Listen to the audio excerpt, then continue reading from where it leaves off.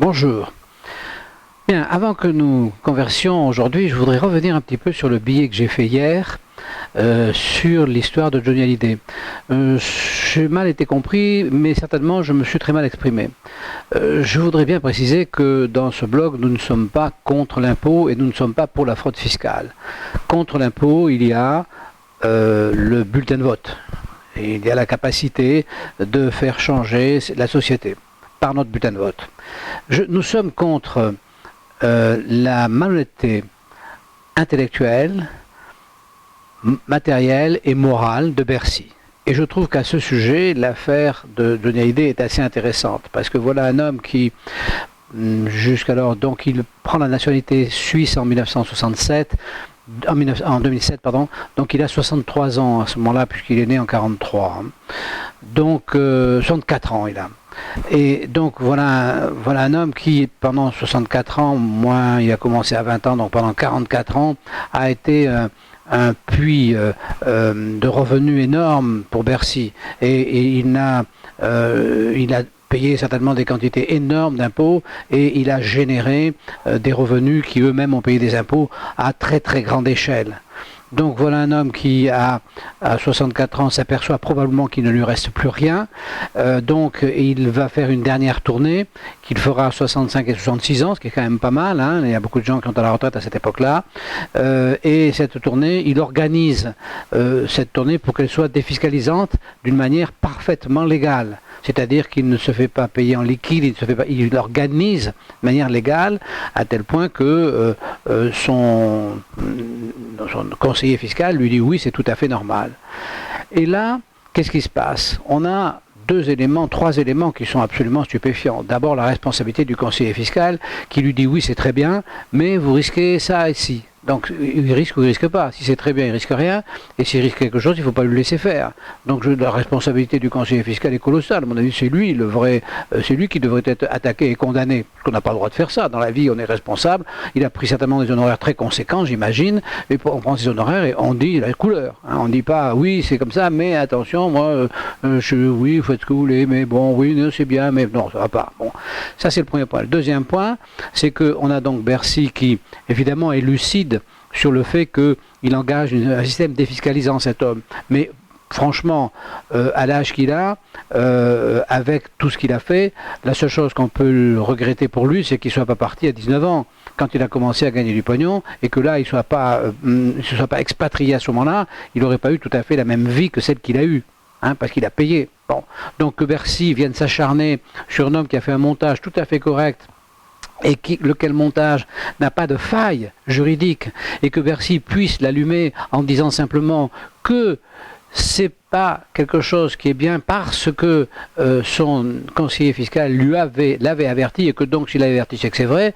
Non mais attendez, là on est vraiment moralement, intellectuellement et matériellement, on est dans l'ignoble. Alors après, je ne juge pas, moi, de savoir s'il a... moi, je pense que moralement, il avait le droit de faire ça, parce que, voilà. Mais si Bercy était quelqu'un, si les impôts, si la fiscalité était quelque chose d'humain, je pense qu'ils auraient laissé à cet âge-là, cet homme à essayer d'avoir un dernier gain qui lui permette d'avoir une fin de vie, surtout qu'on a vu qu'elle n'a pas été si longue que ça, une fin de vie qui soit confortable. Au lieu de ça, ils l'ont engagé dans des procédures qui n'ont pas dû arranger sa santé. Donc c'est sans ça que je trouve que c'est pas bien. Mais évidemment, je ne suis pas du tout pour la fraude fiscale. Et je ne suis même pas non plus trop pour ce genre de montage. Mais bon, à un moment donné, il faut sauver sa vie. À un moment donné, ces montages, ce n'est pas celui qui les fait qui est responsable, c'est celui qui vous oblige à les faire. Vous comprenez? Il ne faut pas se tromper quand même. Hein. Alors on considère effectivement que le type en banlieue qui déconne, c'est pas de sa faute parce que l'environnement lui était néfaste, mais le type à qui on vole tout et qui essaie de s'en sortir, alors là par contre, pas d'excuse, ça va pas du tout. Bon, enfin c'était ça la mise au point, ça ne change rien mon billet, mais c'est la manière de l'exprimer, et à ceux qui continuent à penser que j'ai pas le droit de dire ça, pas de problème, je m'en fous éperdument, et à ceux pour qui je m'étais mal exprimé et qui ont pu croire que j'étais pour la fraude fiscale, je vous prie de m'excuser, et donc j'espère avoir remis les choses d'aplomb. Bien.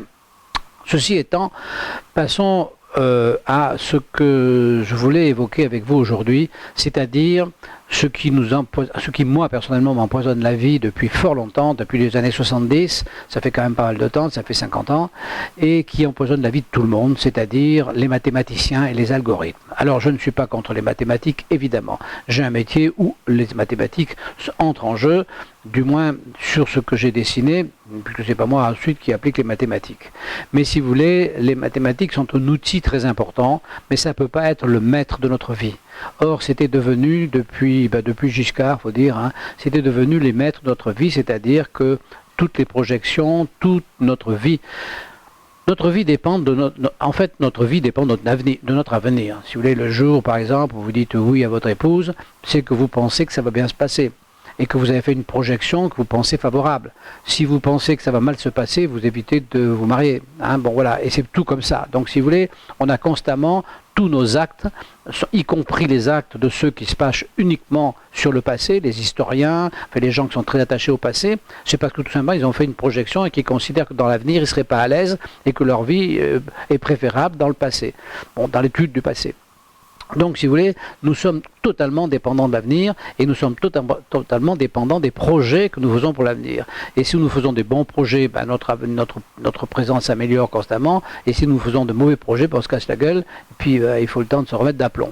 Donc, automatiquement, la collectivité a tendance à accorder une importance, une grande importance à ceux dont elle pense qu'ils sont capables de prévoir l'avenir. Évidemment, personne n'est capable de prévoir l'avenir. Mais, depuis 50 ans, il y a des gens qui se sont dit, qui ont fabriqué, j'ai essayé de lire le prix Nobel il y a 4-5 ans, illisible, c'est en fait que des formules mathématiques. Donc, on arrive à un niveau de formules mathématiques extrêmement complexe, à partir desquelles on prétend prévoir l'avenir. Et ça, si vous voulez, moi, ça me choque depuis une éternité.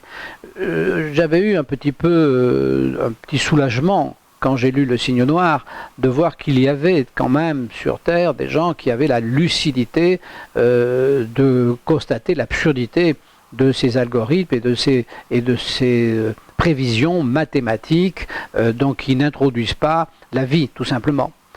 Mais jamais la réalité, donc j'ai toujours subi, et notamment dans mon métier, si vous voulez, l'urbanisme et l'architecture, dans lequel évidemment on passe son temps et sa vie à imaginer l'avenir, et d'être constamment confronté à des benets qui arrivent avec des équations et qui vous font la démonstration par A plus B qu'il faut impérativement tasser les gens parce que sinon, malheureusement, on va perdre du terrain nécessaire à la nourriture, etc. Tout ça étant du vent, étant exactement comme l'affaire du coronavirus, c'est-à-dire dépendant uniquement des prétentions des hommes politiques qui prétendent apporter des prestations à la population, qui sont l'électricité, le tout à l'égout, enfin toutes ces choses, et qu'en fait ils n'ont pas les moyens de faire à une échelle suffisante pour qu'on vive autrement que dans des clapiers à lapins ou des élevages intensifs de poulets. On a des là.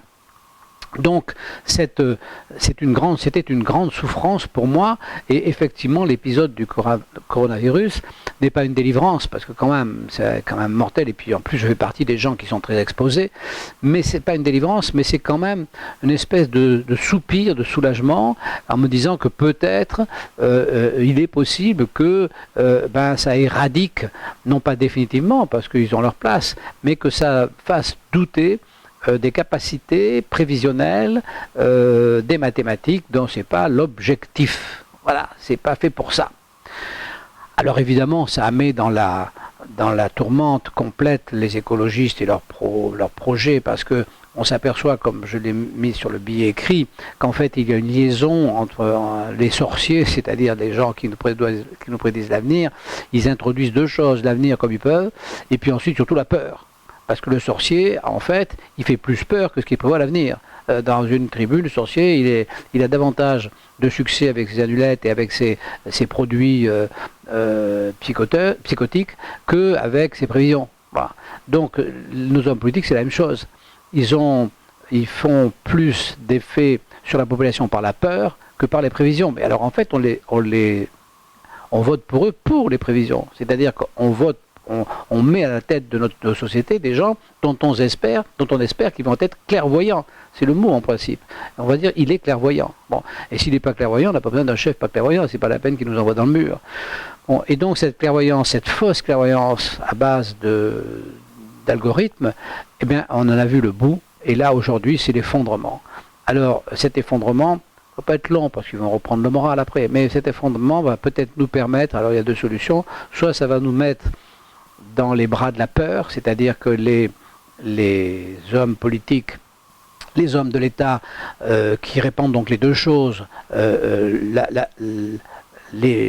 l'avenir, la prévoyance, la lucidité éventuelle, potentielle et la force, ben, soit ils vont à tout abandonner et puis donc on va se retrouver dans un espace vierge où on va pouvoir reconstruire, soit ils vont se retrancher derrière la force et ils vont appliquer la force et oublier les prévisions pour lesquelles ils ne sont pas très doués. Voilà. Donc c'est là que nous en sommes.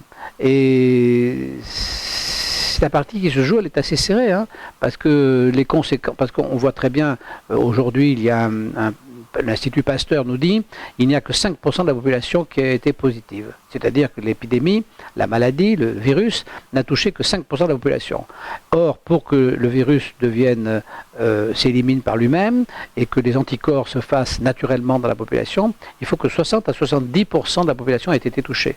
Donc, il en reste quand même un paquet à toucher. Donc, ça veut dire que quand le confinement va s'en aller, hop, on va rebondir normalement.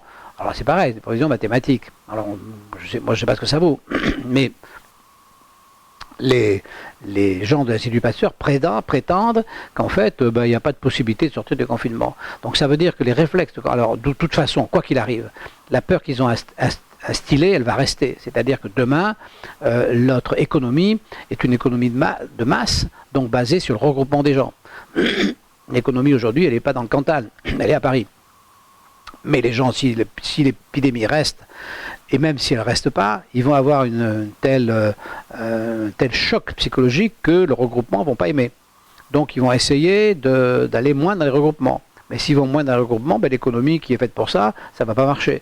Donc si vous voulez, l'organisation économique qui est faite autour de l'intensité du regroupement va fatalement dérailler. Et ça, si vous voulez, ça va avoir des conséquences colossales. Donc c'est assez intéressant de voir ce qui va se passer, parce que peut-être qu'on va arriver sur une nouvelle société, mais voilà, ça, moi j'y crois pas trop. Hein. J'aimerais, mais j'y crois pas trop, parce que j'ai peur que la force prenne le pas et que les peurs se précipitent vers la force, parce que en pensant que la peur de l'autre sera réglée par son élimination et en imaginant que la force est toujours, chacun pense que la force est à son service, la force est au service de personne, la force c'est la force et c'est contre tout le monde. Voilà, donc voilà ce que je voulais vous dire, et puis je vous souhaite une bonne journée, puis peut-être à demain, voilà, au revoir.